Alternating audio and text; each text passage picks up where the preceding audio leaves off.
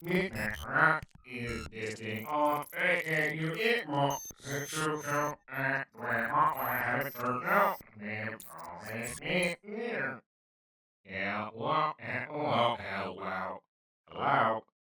Great. Judging by that rather shocked expression, I'm guessing you can hear me now. Perfect. Welcome, human, to my spaceship. This is your home now. I brought some of your human housewarming gifts you seem to give to people a lot. I am not sure why, but I thought it would be a familiar gesture to help you. Oh dear, I must have forgotten to take them off. It was only for safety reasons to ensure that you didn't get knocked around whilst in flight. If you stay still, I can unlock them for you, but you have to stay still, moving too quickly in space and mess up your senses. Now be slow because... Ow, why would you... Okay, I understand why. Just... Ow! You packed such a punch for such a tiny creature. Do you practice this kind of thing? Wow. That might come in handy for space travel. Let me write that down really quickly. Human can punch good, like in that block game. May come in handy later. Might be able finally open that jar of pickles I took from Human World a few years back before they went extinct. Right. I should probably ask for your human identification. I know on my planet we use our tentacle or fingerprints as a way to identify each other, but I have come to understand that you humans use... What are they again? Names.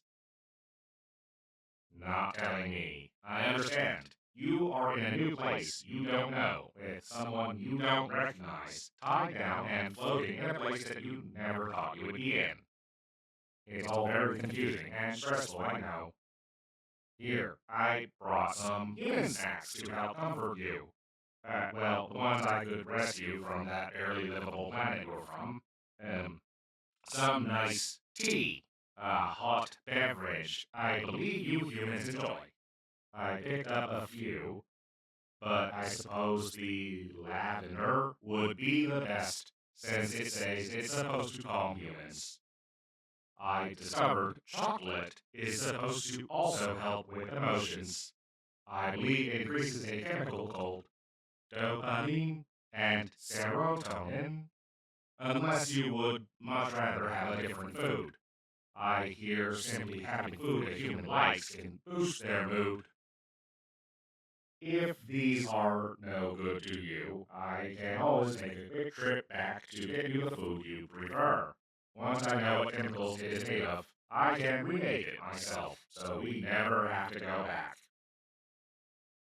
Well, I suppose we could go back, but I was under the impression that you did not like your Earth that you live on. If you were indeed happy there, I could take you back, but I would have to wipe your memory of this.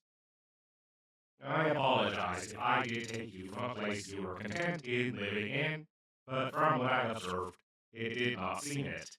You would lay in bed for hours, scrolling on that device of yours, cry, which is healthy, but I understand you humans do it when you are sad. The planet you live on is also no longer safe. It's almost unlivable. There is hardly any food for you. You have to fight with other humans just to have a meal to eat. And let's not get started on the horrible condition your hydration supplies are in.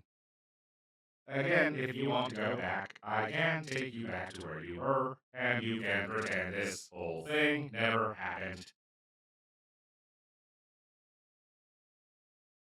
Well, live on here would be simple but nice. You would help me around the ship, helping me maintain and clean it. Maybe I could teach you how to fly. I could also teach you alien language so you could communicate with others. I wouldn't want to be the only person you talk to. I make sure that you could communicate with more creatures. I wouldn't want to isolate you from the world. So, learning the several alien languages or aiding me in creating a device that would allow you to talk and listen to them would be your options. I would also have to teach you the different mannerisms and social behaviors of each species, which would take a while, but I'll try my best to make it entertaining for you. I wouldn't want to stress you out either, so we would take breaks from that, like learning the more fun things, how to cook certain traditional foods, the forms of entertainment we use when on long space journeys. Of course, I could also get you some human entertainment, mainly in books, since those are easier to travel with most of the time. No, how kind. Is this one of your forms of human affection? I think I like it. A hug. Yes, I believe I like this hug. You will have to teach me how to do it. M. So I take this as a you want to stay with me.